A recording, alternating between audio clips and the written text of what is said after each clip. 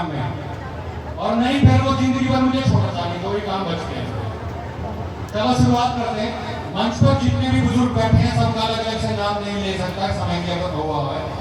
अध्यक्ष जी का ले लेता हूँ। मेरे ताऊ जी हैं रामजी लाल जी, बहुत ही पढ़े लिखे इंजीनियर व्यक्ति हैं, और मेरे परम मित्र एडवोकेट साहब राजपाल जी, इन्होंने मुझे बुलाया। साथ में एडवोकेट साहब बैठे, हमारे चेयरमैन साहब, और जितने सभी व्यक्ति, सभी को सम्मान है। आप सभी बुजुर्गों के चरणों में नमन है, मेरी माता बहनों के चरणों में नमन, और मेरे साथी और मेरे बराबर के हम सबको प्यार है। आज शुरुआत करते हैं। देखो जितने भी वक्त आए, अच्छा ये बताओ ऐसा प्रोग्राम क्या पहली बार हुआ है? हो चुका है ना? इको तो नहीं है, आवाज आ रही है? आवाज गूंज तो नहीं रही? सही है, सही है। चलो पीछे वाले भाई थोड़ा ध्यान देना, पीछे पीछे पीछे थोड़ा 2 मिनट साथ ही साथ देंगे एक बार। ऐसे प्रोग्राम पिछले मैं 2008 से समाज में आना चाह रहा हूँ, आज तकरीबन 18 साल हो गए मुझे ऐसे प्रोग्राम में जाते हुए और प्रोग्राम में बोलते हुए।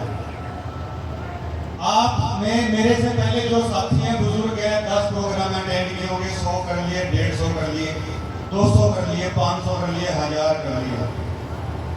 कहीं पहुंचेगा कहीं? कारण कहां से शुरुआत करनी है, कहां पे खत्म करना है, हमें वही ही नहीं आया। बुरा लग सकता है। एक्चुअल में जितनी भी पॉलिटिकल क्रांतियां हुई है, राज की क्रांतियां हुई है, या जो बिरादरियां राज में हैं, या जो बिरादरियां आज सम्मान प्राप्त कर रही है, सबसे पहले उनके अंदर सोशल मूवमेंट हुई है, सामाजिक क्रांति हुई है। सामाजिक क्रांति यानी पहले उन्होंने समाज में नाम कमाया, फिर जाके उन्होंने राजनीति में नाम कमाया। दिक्कत यहाँ है कि हमारे जितने भी नेता हैं डायरेक्ट राजनीति में जाना चाहते हैं, सामाजिक मूवमेंट को सफल करना चाहते ही नहीं है। सामाजिक मूवमेंट कैसे सफल होती है पता है आपको? जो दिखता है वो बिकता है। दिखेगा कैसे? ये बच्चे, हेलो बेटा, आप खास कर अब ये जो बुजुर्ग है मैं इनको कह नहीं सकता, कारण ये है जो रिजिड हो जाता है, यहाँ से ना पक जाता है। आप पके हो तो क्या पकाओगे? आप जिसने सीखने की क्षमता ही खत्म कर दी है उसको क्या सिखाएं? जिसने ये दिमाग से सोच ही लिया है कि मुझसे बड़ा ज्ञानवान कोई है ही नहीं, मैं ही सबके धरती का रखवाला हूँ, तो मैं उसको क्या बता सकता हूँ? जबकि ज्ञान आपको 10 साल का बच्चा भी दे सकता है, कोई बड़ी बात नहीं है। मैं भी सीखता हूँ छोटे बच्चों से, बड़े से भी। सबसे पहले आपकी इज्जत बनेगी समाज में, दूसरी बिरादरियों में। मैं यहाँ आपको पगड़ी बना दूँ, आप मुझे पगड़ी बना लो, कोई फायदा नहीं है। इसीलिए मैंने सफेद कपड़े पहनने 7-8 साल पहले छोड़ दिए। कोई दिक्कत, वैसे पहनो कोई दिक्कत नहीं है, बस मैंने वो कुर्ते पजामे छोड़ दिए। 2014 का मैं इलेक्शन लड़ा, 2017 का मैं इलेक्शन लड़ा। मैंने एक बात देखी, कुछ नहीं है, इसकी हवाबाजी है, इसमें कुछ नहीं रखा। असली चीज जब तक सम्मान नहीं मिलेगा, सम्मान कहाँ से मिलेगा?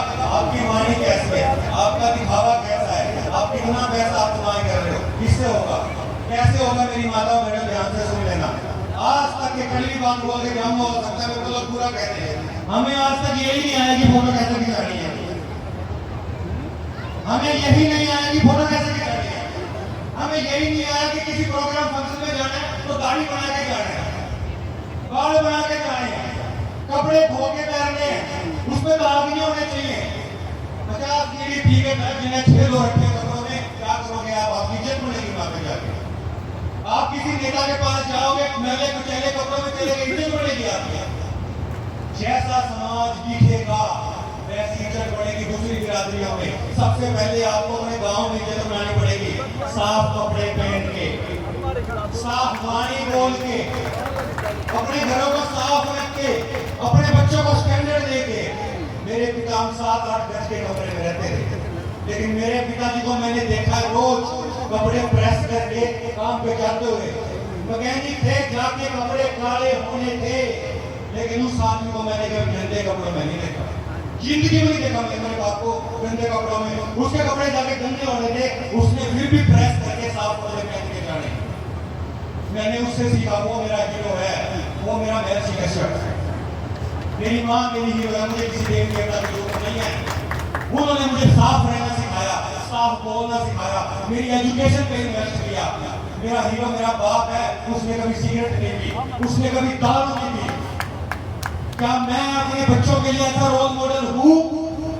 मैंने उसके लिए प्रयास किया कि मेरा बेटा कल वो बड़ा हो तो मुझे हीरो माने, किसी शाहरुख खान सलमान खान को हीरो ना माने, उसे किसी देवी देवता की झूठ ना हो, उसका मैं ही देवता और मेरी पकड़ उसके लिए देवी हो। ऐसे बनो अपने बच्चों के लिए। क्या आप लोग ऐसा बनना चाहते हैं अपने बच्चों के लिए? लड़ाई वहां से शुरू होगी। साफ रहो, एजुकेटेड रहो। मेरे युवा साथी जितने 25,000 का फोन है तुम्हारे पास, काट मरा हुआ, मरी हुई सी नस्ल, कपड़े हिले, जीन्स निकलने को भी पेंट में से 25,000 का मोबाइल ले रहा है, 50,000 का मोबाइल ले रहा है, आईफोन चाहिए।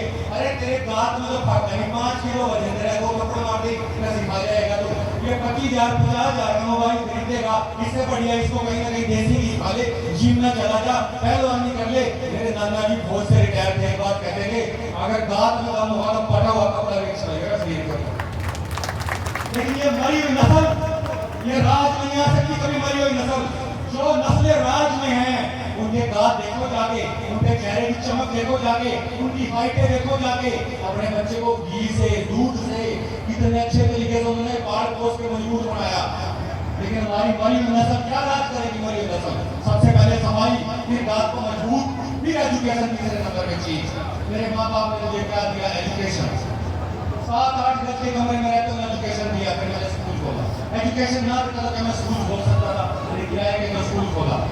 22 साल से मैंने स्कूल चलाया, 20 साल मैंने पिछले साल अपना स्कूल स्टार्ट किया, 22 साल मैंने टीचिंग की।